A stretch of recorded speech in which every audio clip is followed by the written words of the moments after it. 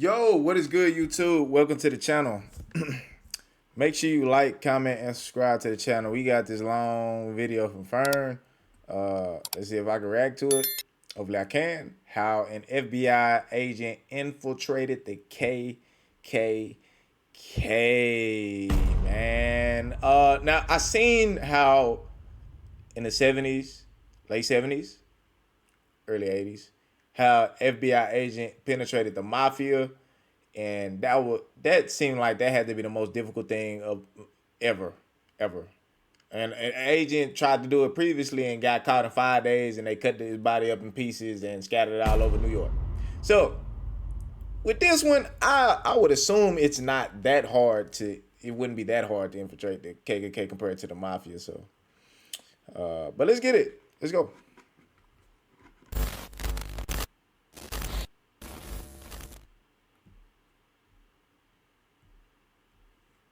All right. I'll play 10 seconds of it. I'm gonna try not to pause it so much, but I gotta pause and commentate. I do gotta do that. If there's any snitches in the group, we kill the snitches and they fire shots out of a gun. Boom, boom, and everybody's kind of getting scared. April 21, 2017. A group of men stand in a remote field in the middle of... My bad. 2017? Ah, shit. Alabama. It was nighttime, Alabama? and I am blindfolded. I've been instructed to place my right hand on the right shoulder of the person in front of me in line because that signifies brotherhood. The Brotherhood is the Ku Klux Klan, the United States' oldest, most notorious white supremacist hate group. This is one of their ceremonies. What they don't know, one of them is an FBI undercover agent, and he's no lightweight, 6'4", 260 pounds, covered in tattoos. His nickname, Hillbilly Donnie Brasco. He's gone undercover as a contract killer, a contraband smuggler, an arms dealer. He's put dozens of people behind bars, from drug dealers to violent motorcycle gangs to pedophiles. He's befriended and brought down biker gangs and neo-Nazis, people who are planning kidnappings, murders, and the overall downfall of society. And when he was saying we're going on a camping trip, what he was saying is we're going to kill somebody. And everybody's screaming, death to your, F your Jewish God, death to America. And then somebody says, if there's any snitches in the group, we kill the snitches and they fire shots out of a gun. Boom, boom. We drove all the way over to his ranch in Tennessee, and he told us everything. This is the story of Scott Payne, the redneck-turned FBI agent who infiltrated America's underbelly. Well, I want to say I appreciate your service, my guy. Appreciate your service. You know what I'm saying? Because, boy, KKK still going crazy in 2017 is wild. God damn. I know they still out there, but damn. I'm gonna skip through. Is based on Scott Payne's book and podcast. Find the links in the description. Okay. Oh, it was a watery image. It was completely red, and there was a demon looking at me in that watery kind of ripple image with a grin and long crooked finger looking at me saying, come here, smiling. What? Scott is 14 years old, and he's just seen a demon. The year before, his parents divorced, and Scott went down a dark path. Okay. Consulting spirits, watching diabolical horror movies, satanic rituals, deals with the devil. That's what brought him here, a friend's house, spending the night. They've had a small amount of alcohol, but no drugs, no hallucinogens. I would do like these little vignettes where I would pretend I was being possessed by a demon or I was the devil or whatever. I was on the couch and I was doing this scene from a movie where somebody is like being possessed by a demon. And so I'm fighting in my voice, and then the demon voice comes in and there's this battle. And at the end, the demon wins and possesses the person. So that's what I act like happened.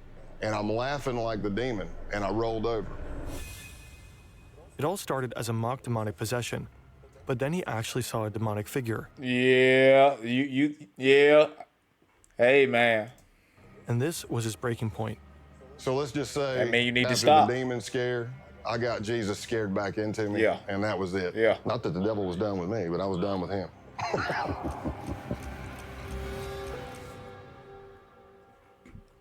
Halloween night Good 2019. wake up call. This is Scott on his final major undercover mission. 2019. And this is a goat. Damn. It was stolen and is now at the center of a pagan ritual.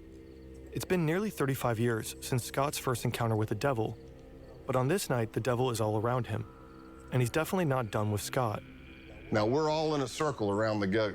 Somehow I ended up at the back of it. I don't know how. It's bad luck on my part, I guess, but I'm holding the legs of the goat.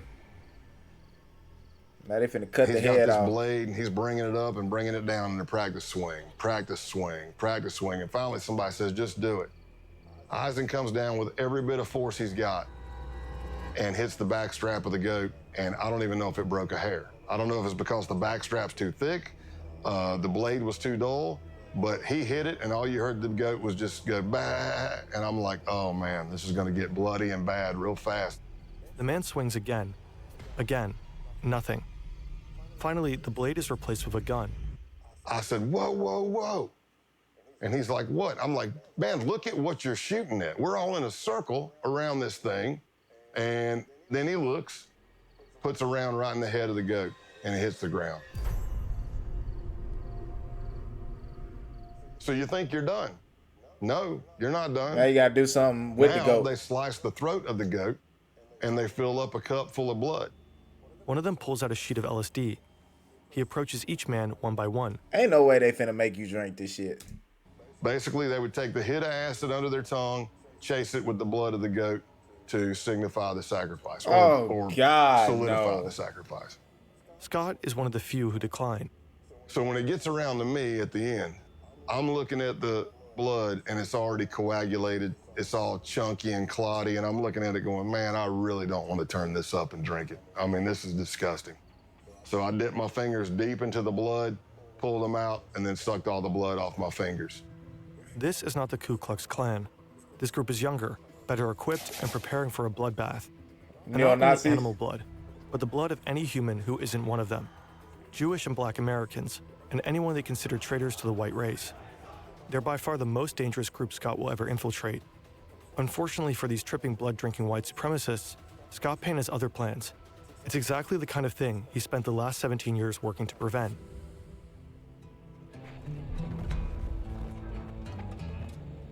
I became an FBI agent in 1998, and by 2002, I'd already done some undercovers for the FBI, but I wasn't yet certified through the FBI undercover school. So I finally got a slot. September 2002, Quantico, Virginia. This is the FBI Academy. If you make it through the year-long application process, if you pass the physical and psychological assessments, the tests, the polygraphs, the interviews, the background checks, if you make it through all that, you end up here, in a 20-week training program. If you get through the 20 weeks, you become an FBI agent. Scott's been here before. I ain't lying, bro. FBI agents, I ain't gonna lie.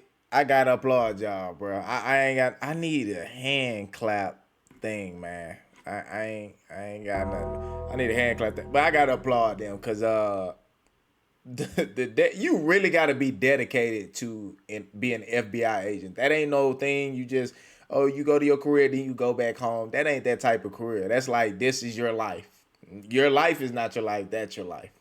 If that make any sense, bro. Now he's back, about to start the training program for undercover agents. Sheesh. Getting admission to the program is hard enough. Graduating is even harder. Only about half the admittees make it through. It's a 2-week school with no days off. We're very big on sleep deprivation. You're going through multiple scenarios of all shapes and sizes. And there's only 20 slots for the class. Others break down. They make missteps during the high-pressure scenarios. They grow delirious and erratic from the lack of sleep. But Scott thrives. The sleep deprivation, the relentless roleplay, the grueling exercise. If anything, he feeds on it. Meanwhile, he's learning from his idols, legendary FBI agents like Joe Pistone, who spent 6 years undercover with the Bun-On-No crime family. But they don't always notice him. So I remember Joe Pistone coming to speak, and I was like Just reacted to that.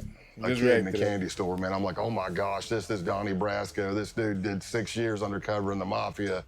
And he's teaching, but he has this thing where he keeps kind of wanting to walk right up to the desk. So he kept stepping on my feet. And, I was trying to get out of his way. And then finally, as he's teaching, he just looks down at me and he says, Jesus, kid, either you got the biggest feet I've ever seen or I can't see. And he throws a couple of bucks on the desk because he's like still in mafia mode. He throws a couple, he goes, hey, go get yourself a shine on me. And I just took my feet and shoved them under the seat, man.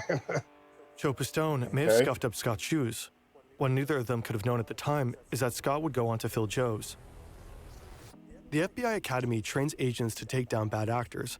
More and more of these criminals operate online. Scammers, identity thieves, fraudsters, the list goes on.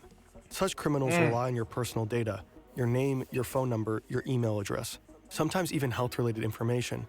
Most people aren't aware that their data has already been exposed and is actively being sold by data brokers online. Incogni helps solve this problem. That's a damn promo. But, man, the job of being an undercover agent in general, bro, I don't see how y'all do it. You're in the most dangerous situations, and I know if you get caught, you is gonna die. It ain't nothing else to it. You gonna die, fam. That's why I got to applaud y'all for taking that on, bro. Cause just to take down a criminal organization or a hate group or something like that, man. And you really willing to put your life on the line. If you're looking on paper, I really didn't jump out. Scott doesn't have a fancy degree. He doesn't speak any foreign languages. His nickname is Big Country, for obvious reasons. So he begins to work as an instructor at the school he just graduated from. Unorthodox, but it got him noticed by the right people. I'm role-playing in these scenarios, and people that are there who are senior undercovers are watching because they're trying to recruit for other cases, and that's how my name started getting out there. So after months, there's finally a possible assignment, one that Scott is perfect for. Sure, he's a redneck with almost no foreign language skills, not suitable for many undercovers, but he has something most other agents don't. He doesn't need to pretend to be a hard-living misfit. He is one. He knows he'll feel at home where he's about to go, but he has no idea how close he'll grow to the criminals he's been assigned to infiltrate and how hard it will be to turn on them. People always have their own opinion of what undercover work is. Some people say it's acting, some people say it's lying. Essentially, this is the definition of undercover work. You are building relationships that you're going to betray. Woo. Scott is on a mission, and his targets, these men, have just arrived. They're members of the Outlaws Motorcycle Club, the main rivals of the Hells Angels. They've been implicated in drug trafficking, prostitution rings, money laundering, the list goes on. And they're notorious for violence against rival gangs. Infiltrating them is exceedingly difficult. Scott Payne is here to do just that. But there's a problem. Part of the intelligence Scott was given is wrong. He was told they wouldn't be wearing their colors. Obviously they are. Scott So has he hoped to not. strike up a casual conversation, letting the topic of motorcycles arise naturally. But these guys are advertising their gang affiliation. He can't just go up and say, hey, you guys ride. His only choice is to make them come to him. Luckily, another part of the intelligence is right. This guy, road named Spanky, loves to be the center of attention. So Scott steals it. He works the crowd. He tells jokes. He talks loudly. He draws attention to himself, making Spanky want to steal it back. Soon enough, Spanky asks where Scott is from and sends him a drink. Spanky's called me over. He's introducing me to other people. And, of course, I'm getting more scrutiny. That's smart as hell. I'm not even gonna hold you. Damn. Just a little thing. That shit is smart as hell. Jeez. more people I meet, the more scrutinized I am. Everything seems to be going well, but the real scrutiny happens somewhere else. So I walk into the bathroom. Oh, by yourself? And as I'm at the urinal, in a lot of bars, there's like a little box in front of the urinal, plexiglass. It might be flyers for a band coming up or a stripper coming to town or something like that. So I can see a little bit of a reflection. And I see this jacked, big dude come walking in. And I see him looking at each stall, and he's like, okay, that's empty. I see him looking under the stalls to make sure nobody's in there. And I'm watching this from a reflection. And then he comes So you know he finna whoop your ass. That's pretty much it. That's pretty much it. I know dude big, right? Because because this dude right here, the one that's talking, they just said he a big dude already, 6'4", 230, something like that. LeBron James. So if he's saying dude stalk his head, dude got to be big as a motherfucker. walking up right Football. beside me, and for a split second, I thought, oh, I'm getting jumped. I'm getting jacked right here. And that didn't happen. He says, so what brings you to Massachusetts? All undercover FBI agents have a legend, Wow, okay. a detailed made-up backstory that they have to commit to memory.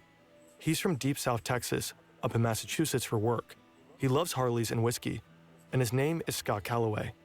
As it so happens, the guy grilling him in the bathroom is also named Scott. Scott Wow, Town. okay. A lot of undercovers, you bond with people, especially deep undercover long term, but there's never been another person I bonded with closer than Scott Town. Okay. For a year and a half, Scott gets to know the outlaws. He drinks with them, rides with them, fights alongside them. He gains their trust. He becomes their friend. They call him Tex. Scott's legend may be a lie, but the friendships are real.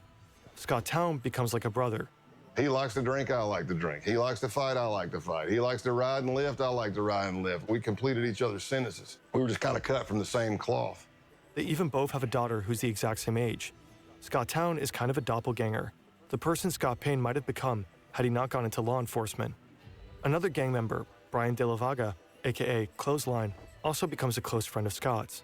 He said, and these guys are my brothers, and I grew up around them. He said, but I really don't have that many friends. Somebody that I know would take a bullet for me, and that I would take a bullet for. And in my mind, I'm looking at his face, and I'm going, oh, no, man, don't say it. And he looks at me and says, you're one of those guys. Oh, man. Okay. Tomorrow is the big day. Over the course of last year, Scott has convinced the outlaws that he's a high-ranking member of an international theft ring. They begin running jobs together. It begins small, with insurance fraud and vehicle trafficking. An outlaw reports a motorcycle as stolen. He then files an insurance claim, while Scott sells the motorcycle across the border. A double win. Money from the insurance company, money from the sale. They do this again and again, with motorcycles and other vehicles. But tomorrow's job is different.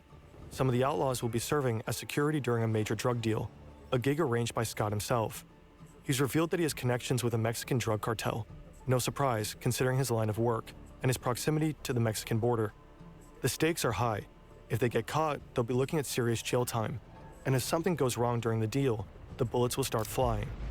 So when Scott is told to meet the outlaws at their clubhouse, he's not surprised.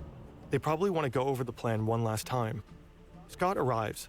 The place is familiar. He's been here countless times. He knows what's behind every door in the building, except one. Clothesline leads him to that very door. Oh. Now he realizes that something is wrong. Scott is told to strip. They need to check him for a wire. Because of the stress of this happening, I forget my middle name. I'm having an adrenaline dump. And for anybody who's ever had it, it can be any traumatic experience, but I'm having auditory exclusion. So what I hear sounds like I'm underwater. It's going whoosh, whoosh. So it's slow. I need you to take all your clothes off. It's slowing down. I'm getting time dilation in my eyes. Everything I see is in string grabs. Click, click, click. I can feel my heart beating through my entire body. My hamstrings get rubbery. Now, Clothesline has instructed me to take all my clothes off. Here's what I'll tell you. If I'm not wired, it's just an embarrassing moment. I'm naked in a small crawl space with two guys with pistols. Problem is, I'm wired to the hilt. But they don't find anything. Scott's recording equipment is not taped to his chest, but in his clothing. So my adrenaline starts settling, and I'm starting to come back to normal, and I think I'm done. And I get my pants back up. I don't know if I have my boots on yet or not. And then Clothesline grabs a piece of clothing that I was wearing. And that piece of clothing has a recording device in it. And I'm watching him, and he starts grabbing the clothing, and he's going through it nice and slow with his fingers. And I don't realize I do it, but there's an audible sigh. You can hear me go, because I don't even know. I don't even know I'm doing it. And he looks right at it and misses it. What? And I live to fight another day. I live to fight. This why I applaud y'all. Because right there, bruh. Like, who you gonna call for? You can't call for help. You can't. If they catch you, your ass dead. Man, I don't see how y'all do it, man. I don't see how y'all do it. I don't. Another day. It's crazy as hell. Talking about he looked right at it and missed it. It must have been very small. Two moving trucks enter the parking lot of the Brockton Holiday Inn. One is filled with drugs. The other is filled with money. A Mexican drug cartel is selling 40 kilograms of cocaine and 1,000 pounds of marijuana to Canadian buyers. The Mexicans aren't taking any risks. They've arranged an American security detail, the Outlaws. Surveillance at every entrance. 4 men in the parking lot there to provide protection, unload the drugs, and count the money. Everyone is armed and antsy. One false move and all hell could break loose. The deal is wrapped up quickly. The transfer is complete. All the money's there. The Outlaws are particularly relieved. They may be tough, but this is their first time working with a cartel. Now they'll get paid $15,000 for their services. Scott counts out the cash. He did it. He successfully tricked them. The cartel? FBI agents. The Canadians? Also FBI agents. 8 months later, a hotel in Nevada. Scott's been laying low, coordinating his undercovers from afar. His outlaw friends think he's going through a divorce. In reality, he's been diagnosed as overassigned after experiencing a severe stress-related panic attack. Damn. He's been ordered to take a 6-month timeout. He's been teaching during this time. His current class, ironically enough, is called Undercover Stressors. All the students have gone to bed, but Scott's only just returned to his hotel room. It's early 4 or 5 a.m. The drug deal back in November gave the FBI all the evidence necessary to arrest and imprison multiple outlaw members, but the operation has continued. Until today, the day of the takedown. Scott doesn't think he'll hear from any of them again, but then his phone rings. It's Scott Town, and he's concerned. He's heard some arrests were made, and he wanted his friend to know about it. He says he's going to take a shower and gather more information. He'll report back. And the last words we spoke to each other were, he said, "I love you, brother." Damn. And I said, "I love you too." And that was the last words I spoke to him. And probably about 45 minutes after that, a SWAT team hit his house and he went to jail. In the end, 15 outlaws were arrested as a result of Operation Roadkill. One of them was sentenced to 21 years in prison. Clothesline got 12 and a half years. Scott Town, 7. The outlaws never saw their friend Scott Calloway again.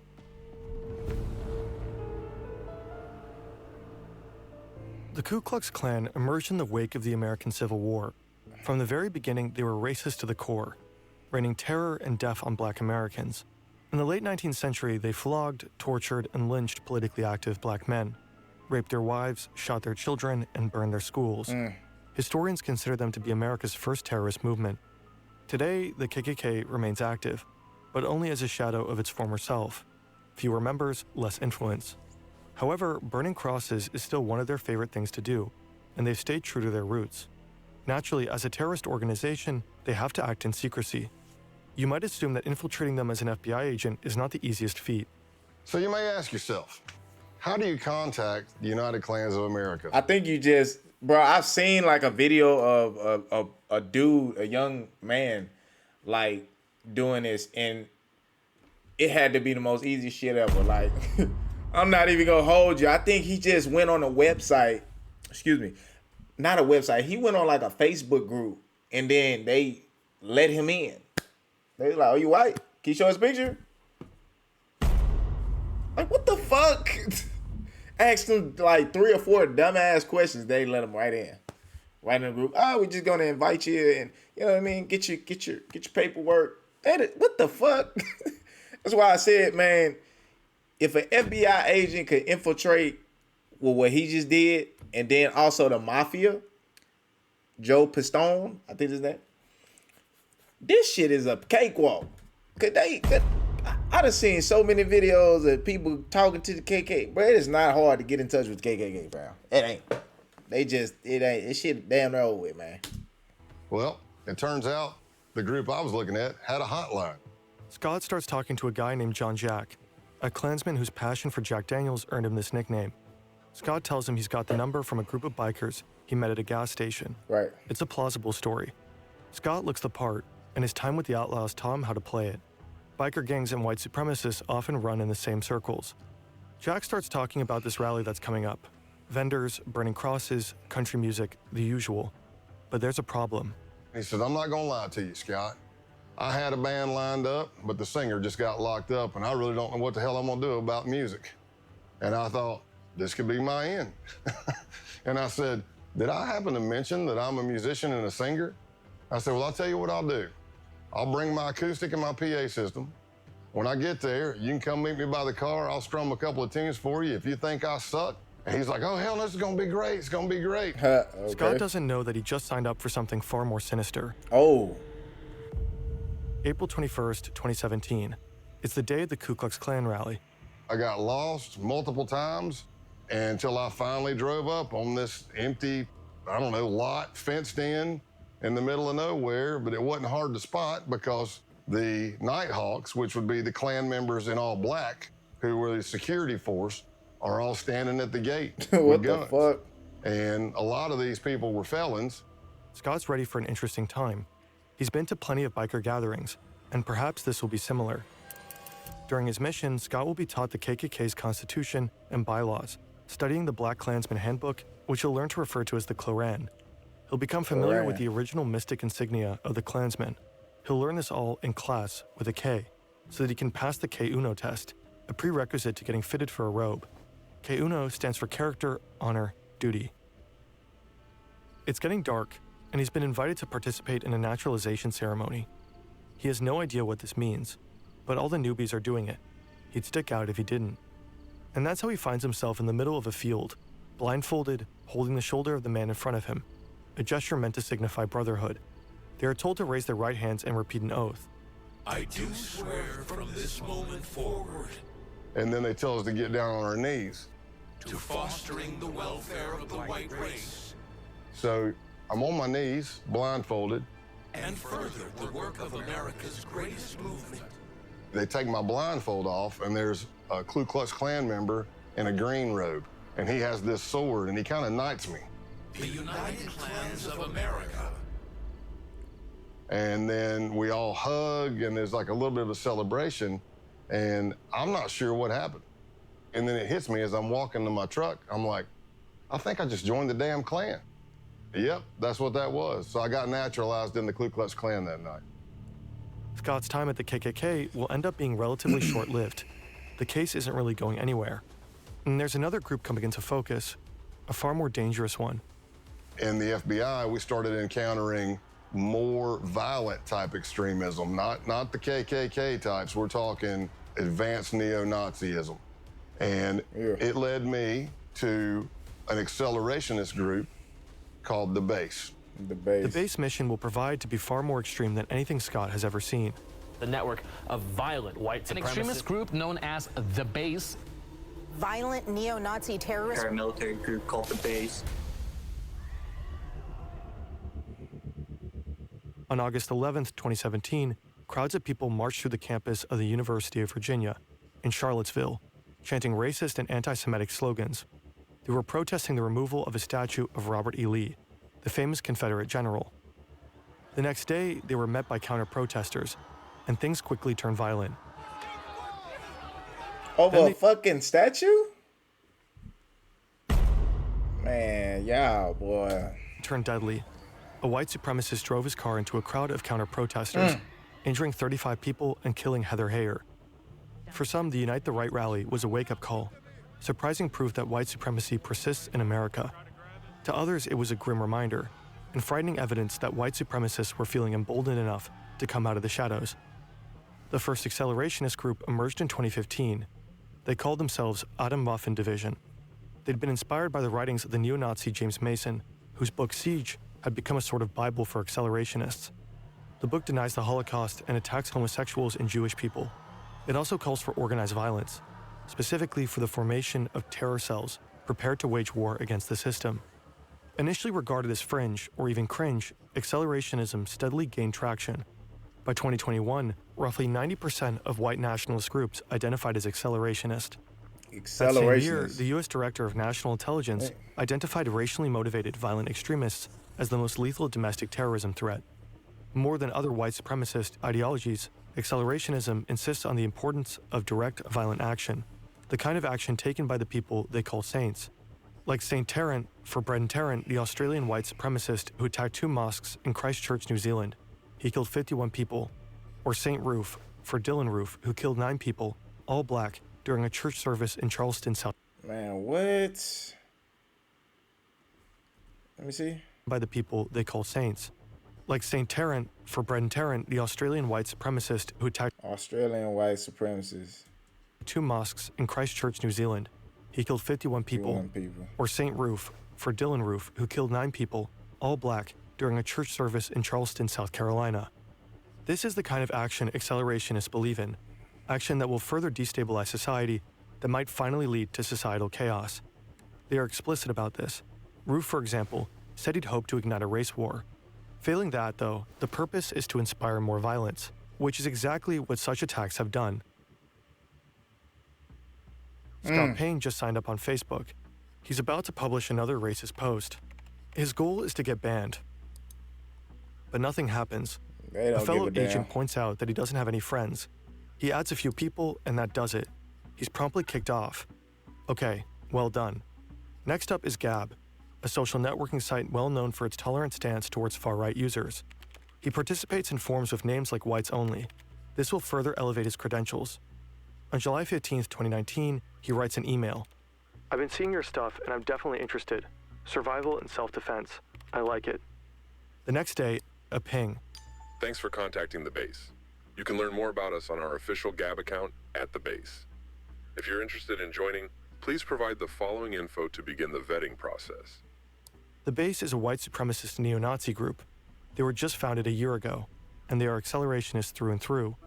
Their plan entails assassinations, sabotage, and acts of terrorism.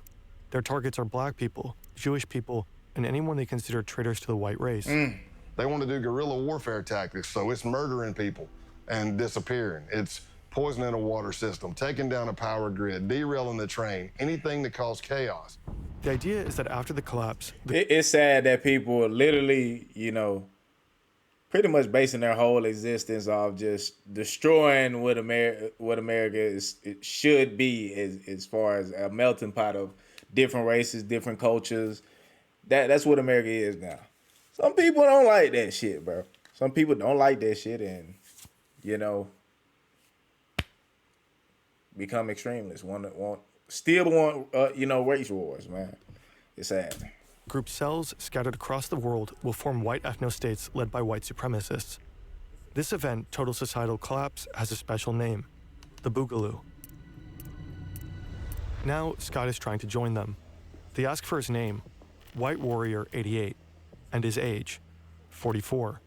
Scott Payne is actually 48, but he knows most base members are between 18 and 25. He wants to seem as young as possible. Sex, race, location, military experience, fitness level, special training, and organization affiliations. Here, his past undercover experiences pay off. He mentions the Klan and biker gangs. So here I am, approximately for a week or more. I'm emailing back and forth to somebody with a Proton email account. And they're asking me all kinds of questions about my ethnicity, what I can bring to the table, what is my history. And I laid out a story that I was a old biker, shocker, and a former skinhead from South Carolina. As Scott would find out later, the owner of that email account was none other than the founder of the base himself. Online, he's known as Norman Spear and Roman Wolf. He's been on the public's radar since 2018, but his true identity is unknown. That is, unless you're in the FBI. Ronaldo Nazaro is 45, American, born in New Jersey. He'd worked as a contractor in Iraq for the Department of Justice. Now he's in Russia, but it's 2019. You can organize neo-Nazis into a network of accelerationist insurgents from just about anywhere. The email exchange continues for less than a week. Then, Scott is invited for a phone interview. It's supposed to take 30 minutes, but ends up lasting an hour. Now, both Scott and the base have a 24-hour grace period. After that, Scott will need to make the decision. Does he truly want to join? I passed the test, and they bring me in. And they asked me, hey, where are you located? And I said, in East Tennessee. And they said the closest cell to you is in North Georgia. That's where Scott will have to pass one final test, an in-person vetting session. August 2, 2019, Rome, Georgia. To Scott, the men look more like boys. He knows that one of them is the leader of the base's Rome cell, but that's it. They tell him to step out of his truck. Scott isn't wearing a wire. He knows they'll check. But hidden in his truck is a tracking device, put there by his case team. As long as Scott is near his truck, his team will be able to find him. I step out, shake hands or whatever, and he says, hey, I need you to put your phone in airplane mode. And I said, okay. He pulls out this wand thing that I'd never seen before. It looked like a Geiger counter. It had a big triangle card in it, lights all over it. He wands me, and I pass because I'm fine, I don't have anything. Then he starts wanding my truck. No big deal. Until he starts going to the back driver's side of my truck, which is where the case team placed my tracker.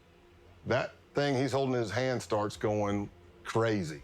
The closer he gets to the back of the truck, it starts beeping, beeping, beeping, beeping, beeping, beeping. So you still here. So I don't know how that went. See colors going on it. I'm like, oh no, man, it's picking up the tracker.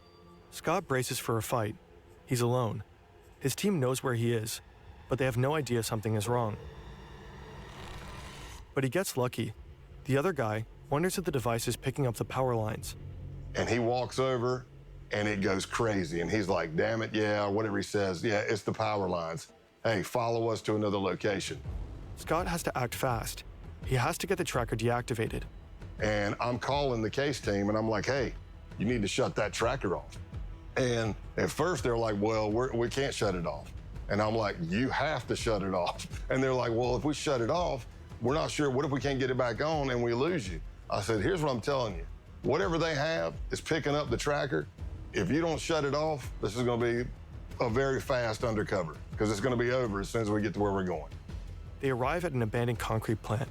And I'm thinking to myself, oh, this is great. How many movies have I seen where somebody's killed in an abandoned concrete plant? I hope they got the tracker off. They pull out the wand, they wand me. Then it's good. And I passed. Scott is in. By this point, Scott's been around the block. The outlaws, the Ku Klux Klan. But nothing could prepare him for what comes next. Scott has been with the base for over 2 months now. As a boy, he loved camping with his parents and friends. He'd explore the woods, go fishing. But the camping trip he's just been invited to isn't like the ones he used to go on. The list of things to bring contains some unusual items. Weapons, ammunition, and the same kind of camouflage, Flecktarn, worn by the German military. This is my bad. Just to say a thing or two, so I can commentate. You know what I mean? Hey man, this is why you shouldn't be an FBI agent. It's a couple of roll the dice moments. Apparently doing that, infiltrating people's stuff. Yeah, rolling the dice. Cause only God saved you there, sir. That was God right there saved you. Jeez. No ordinary camping trip. This is a hate camp, an extended training session to prepare members for the Boogaloo. Hand-to-hand combat, weapons drills, grappling. By now, Scott has attended a number of similar training sessions, but this one is different. It's longer, 3 to 4 days, and it's bigger, with base members coming in from around the country: Texas, Alabama, Michigan, Delaware. He's familiar with many of the men he'll be camping with. At least he knows most of their online pseudonyms. Can't Go Back, Ison, Punished Snake, Dima, Big Siege, Zoomnat, all from out of state. And of course he knows his fellow Georgia cell members, Helter Skelter and Pestilence, who vetted Scott back in August with the cell leader himself. TMB, the militant Buddhist. Everyone knows Scott by his code name, Pale Horse. When you're an undercover agent, some cliches are true. Scott has learned to expect the unexpected, yet he fails to expect what would happen at the Halloween hate camp. I wake up to pounding on my window. Pale horse, you gotta wake up, you gotta wake up. I'm like, what's up, man, what's going on? They're like, hey, you gotta get out here and see this. I've been doing undercover since 1996 at this point. Okay. And I have never been with a group of people where I had to burn Bibles, burn American flags. I damn sure wasn't part of a group that went out and stole a goat and we sacrificed it at a pagan ritual and drank its blood. And I did all that in 3 days with these guys. Damn.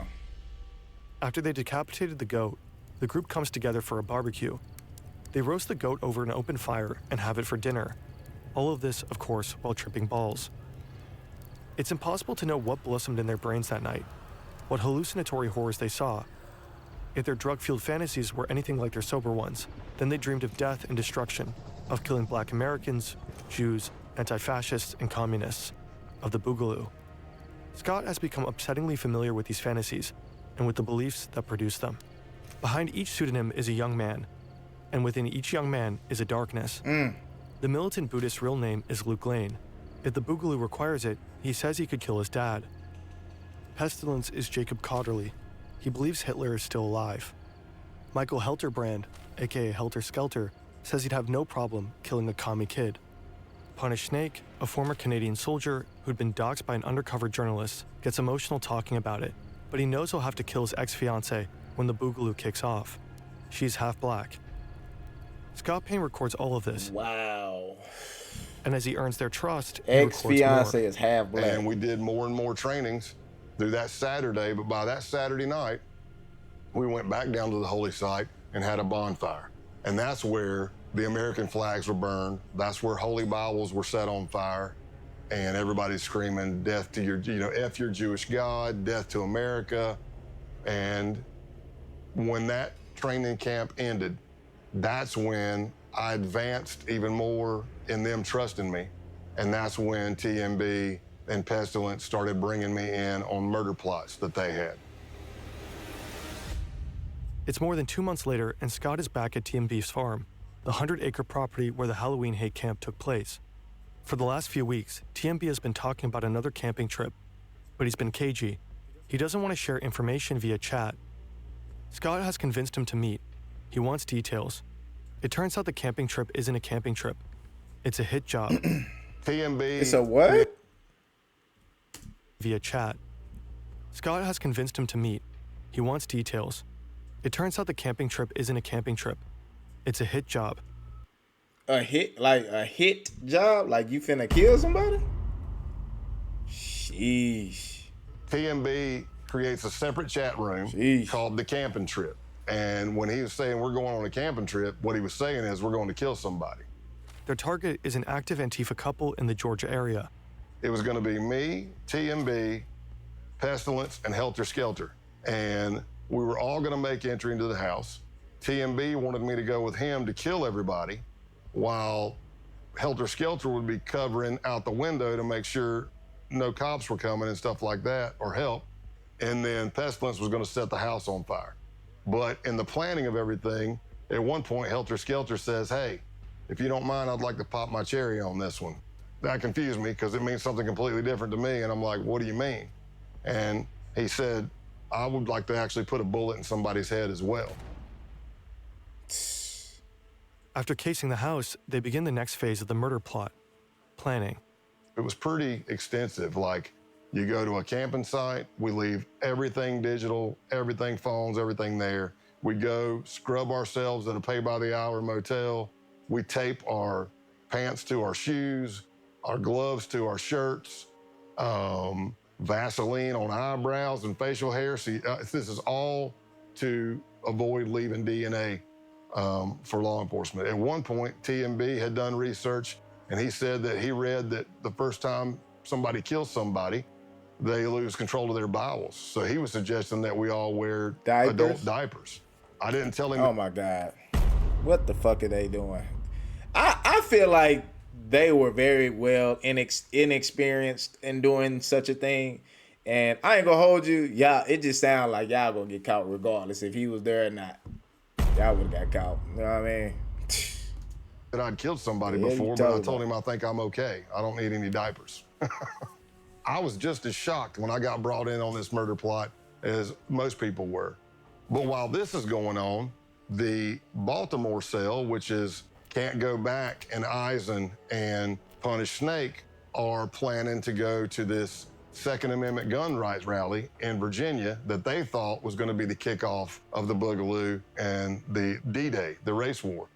Their idea was they knew you're going to have a bunch of Second Amendment people there, militias, 3%ers. You're going to have cops. You're going to have protesters. What if you pop a couple of rounds into that crowd? Nobody know who's shooting at who, and everybody starts shooting each other.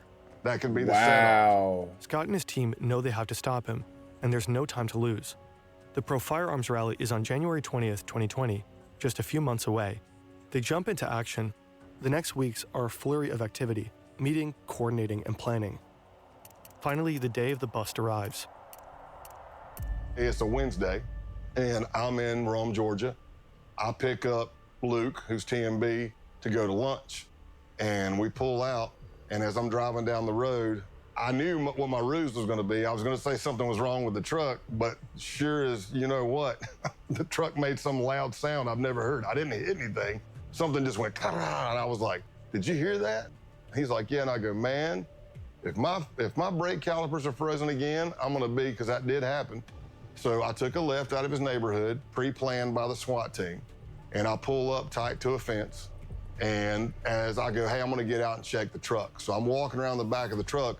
Another vehicle pulls up. He doesn't know who they are. I know who they are. They're part of the case team. And the guy says, hey, man, you need any help with that? And I look up and I'm like, oh my gosh, I can't believe it's you. What are you doing in Rome, Georgia? He goes, what are you doing here? I'm like, man, I haven't seen you. And as I'm doing that, there's the distraction. Here comes a Bearcat with a SWAT team over the hill, barreling down the hill. But Luke's looking at me, not at the car coming. And when that thing's coming, I jump in the back of the agent's truck and I'm like, go, go, go. And you could hear the SWAT team giving commands. And luckily, the arrest went down without an incident. The next morning, SWAT teams arrested Eisen, Can't Go Back, and Punish Snake. Damn. Essentially, we kind of tore down the base. Luke Lane, aka TMB, was sentenced to Got all y'all ass gone. 6 years in prison. That's it? 6 years? What the fuck? Jacob Cotterly, Pestilence, got 13. William Bilbro, Eisen, 5. Patrick Matthews, Punish Snake, and Brian Lemley, Can't Go Back, 9 years. According to a recent Guardian article, the base is enjoying a resurgence. Its founder, Ronaldo Nazzaro, continues to live in St. Petersburg. Scott retired in June 2021. At his retirement ceremony, attended by friends, family, colleagues, and top FBI brass, June 30th was named Scott Payne Day. Well, that's the end of this, man. This is pretty interesting to watch. It's very long. Make sure you guys like, comment, subscribe to the channel if you want me to react to something else. And I am out of here. Yes, sir.